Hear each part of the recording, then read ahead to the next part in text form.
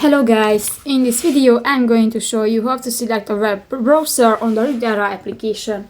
But first of all, I just want to mention, please don't forget to subscribe to our channel, because at 100,000 subscribers we are going to show you our YouTube revenue statistics and growth strategy, how to make money online.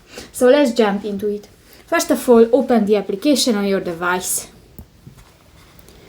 Click to the three line at the upper left corner of the screen and go to the settings button. In the reading section, go to the third button, the translator, dictionary and web search under the text to speech option. And here you can find three options. Go to the last, the web search.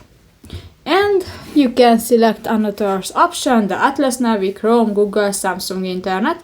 And if you want to select one, for example the Chrome, just click to the circle icon and done. So that's pretty much it for this video guys. See you in the next one. Bye bye.